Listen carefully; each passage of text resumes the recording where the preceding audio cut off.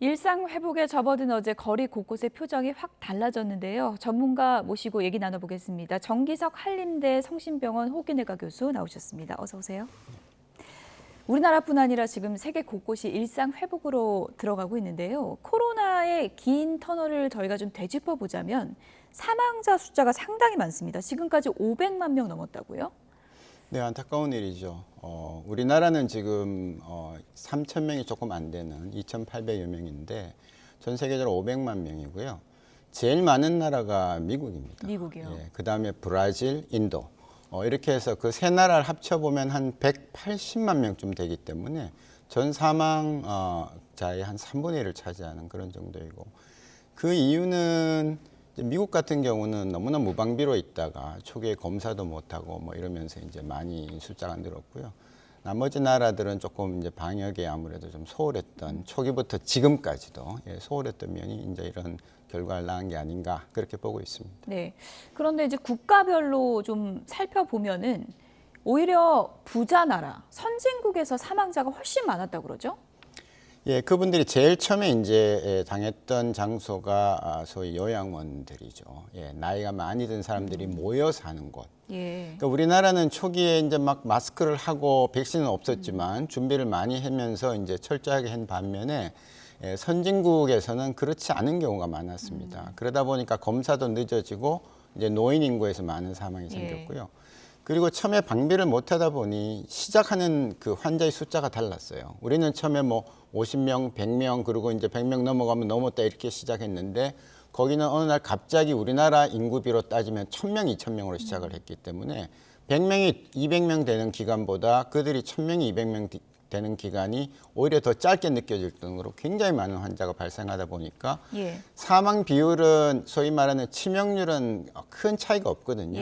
아주 잘하는 나라 같은 경우는 초기에 2%가 좀 안 됐고, 못하는 나라는 4% 정도에 머물렀습니다. 그러니까 확진자 숫자가 많으면 많을수록 사망자는 그 비율대로 늘어나게 마련이었다, 그렇게 보는 거죠. 1950년 이후 전쟁 사망자와 비슷할 정도로 사망자가 많았다고 하니까 우리가 정말 어렵고 힘든 시기를 지나왔습니다. 그리고 어제 일상회복 첫날을 맞이했는데, 물론 거리 풍경이 상당히 활기를 찾았는데 이거 백신 패스 도입하니까 난 더 어려워졌다라는 분들도 상당히 많더라고요. 헬스장이 또 예를 들어서 그렇다고 하는데요.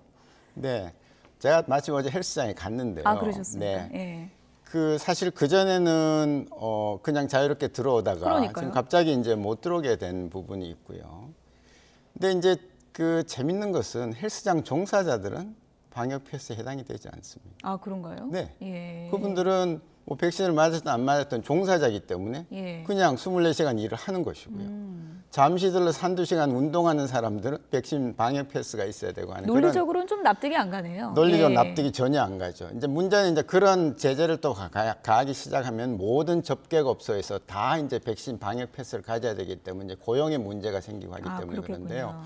근데 하나하나 뜯어보면 논리가 조금 맞지 않는 부분들이 있어서 이 특히 헬스클럽 같은 데의 방역 패스 문제는 한 번 더 검토를 해서 조금 더 합리적인 방향으로 가야 되지 않나, 그렇게 보고 있습니다. 방역 패스가 한시적으로 도입될 거라고는 하던데 기간이 어느 정도로 예상을 하십니까? 당연히 한시적이고요. 당연히 한시적이고 그야말로 우리가 코로나와 같이 살 수 있는 그런 방역이 많이 풀어지는 그날까지입니다. 예, 대충 내년 봄 정도로 내년 저는 봄 정도요. 예상을 합니다만은 저는 결코 이번 겨울이 편안하게 넘어가지는 않을 거라고 보기 때문에 아마 그 방역 패스는 당분간 적용되는 것은 계속 적용을 해야 된다, 그렇게 보고 있습니다. 시작부터 이렇게 불안한 전망을 하시니까 저도 좀 걱정이 많이 되는데, 또 우려스러운 지표가 감염 재생산 지수가 2를 넘었더라고요. 이건 어떻게 해석하십니까? 감염 재생산 지수는요, 제가 몇 번 말씀을 드리지만 미래의 상황을 정확하게 예측하는 건 아닙니다. 그냥 늘었다면 지난주에 비해서 최근에 늘고 있구나, 조심해야 되겠다라는 정도이고요.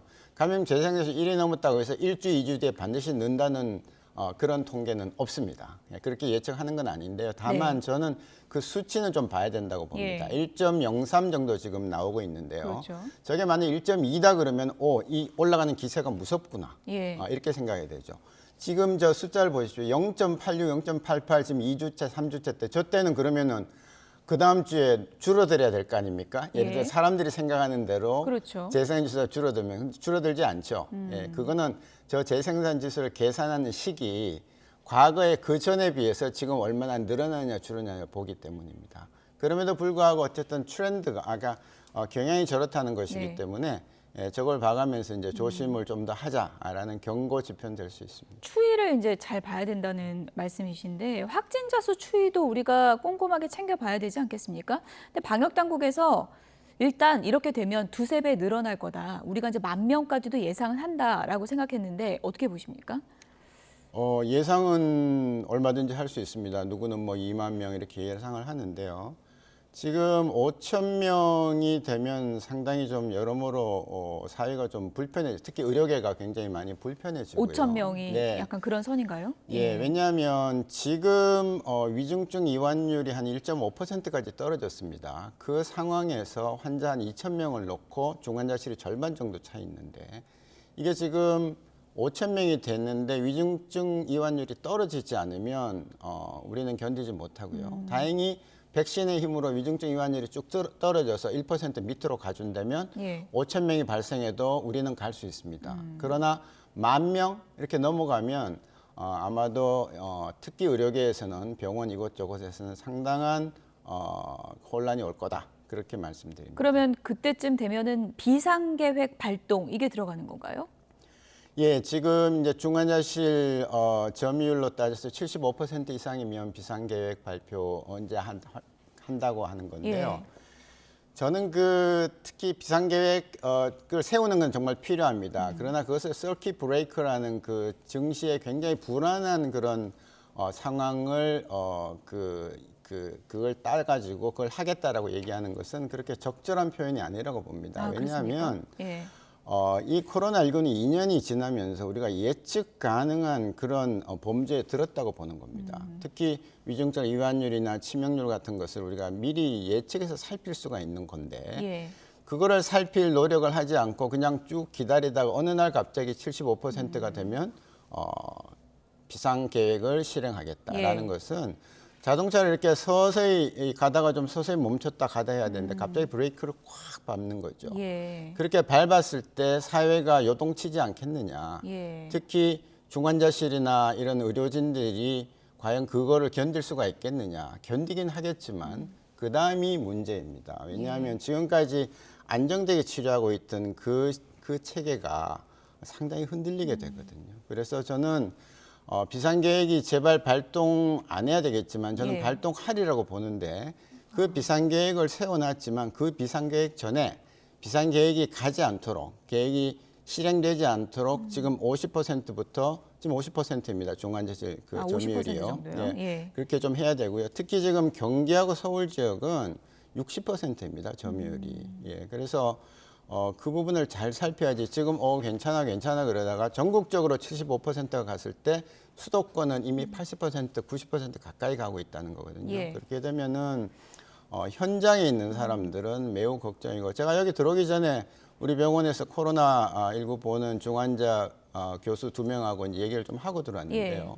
분명히 지금보다 중환자가 2배가 늘면 상당한 혼선이 예상된다라는 얘기를 이구동성으로 하고 있습니다. 그러니까요. 그래서 이제 관련돼서 이제 많은 분들이 궁금해하는 게 중환자실 75% 차면 바로 비상계획에 들어간다는 건데 그 75%인지를 확인하는 단계가 그렇게 신속하게 이루어지기도 힘들 것이다.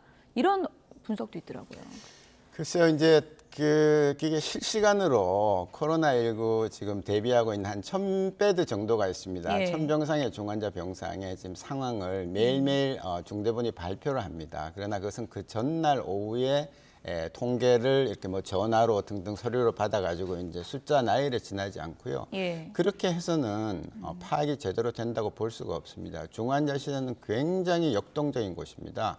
예, 병실이 차 있다가도 일시에 비기도 하고 비어 있다가도 일시에 다 차기도 하는 그런 데이기 때문에 그렇게 관리를 하면 안 되고요. 적어도 지금 이 겨울만은 특히 지금 일상으로 회복 단계에 있는 이 순간만은 실시간으로 전국에 있는 1,000개의 이 병상이 어떻게 비고 어떻게 빌 예정인지 예. 앞으로 언제 찰 예정인지 하는 그런 표를 만들어서 상황판을 만들어 놓고 예. 거기에서 누구나 다 들어가서 볼 수 있게 예, 그렇게 해야 되고 그렇게 해야지만이 지금 재택 치료가 이제 확대되지 않습니까? 그렇죠.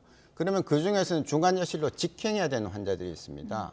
그럼 그 환자가 어디에 가야 될지를 지금 파악 못 하고 있는 것은 뭐 너무 당연하거든요. 왜냐하면 예. 시스템이 안 돼 있기 때문에. 예. 그런 상황판을 분명히 이 운영을 지금부터 해야 된다. 그렇게 좀 염려스러운 말씀을 드립니다. 예. 일단 뭐 위드 코로나가 시작이 됐지만 오늘 좀 염려스러운 얘기를 이제 많이 해주셨는데 그만큼 코로나 위협은 지금 사라진 게 아니니까요. 그래서 많은 분들이 위드 코로나가 아니라 이제는 아듀 코로나로 가야 된다. 뭐 이런 얘기도 나오고 있더라고요. 근데 이게 아듀 코로나로 가기 위해서 우리가 지금 일상을 일단 찾았고 상당히 느슨해진 부분이 많잖아요. 이 부분은 반드시 기억해야 된다라는 점 끝으로 좀 얘기를 해주시죠. 이제 정부가 해놓은 길을 갈 겁니다. 예. 내 자신을 지키는 게 중요합니다. 내 자신은 내가 네. 지킨다. 예. 이렇게 가야 그래서 되는군요. 예. 그냥 기본으로 돌아가시면 됩니다. 뭐 복잡하게 생각하실 거 없습니다. 실내 들어가면 그냥 마스크를 일단 쓴다. 그다음에 마스크를 벗고 오래 노출되는 환경에서는 가급적 시간을 좀 자제를 해서 좀 적게 머문다. 예. 라는 거. 그리고 정부가 하지 마시라 그런 거에 대해서는 가급적 꼭 지키는 거. 예. 가급적이 아니라 꼭 지키는 쪽으로 그렇게 해서 스스로를 보호하면 날 보호하면 내 가족을 보호하고 우리 사회를 보호하는 일이 된다. 그런 네. 말씀드립니다. 방역 수칙 생활 습관을 우리가 꼭 같이 가져가야 된다는 점 다시 한번 좀 얘기를 해주셨습니다. 지금까지 정기석 한림대 성심병원 호기내과 교수였습니다. 고맙습니다.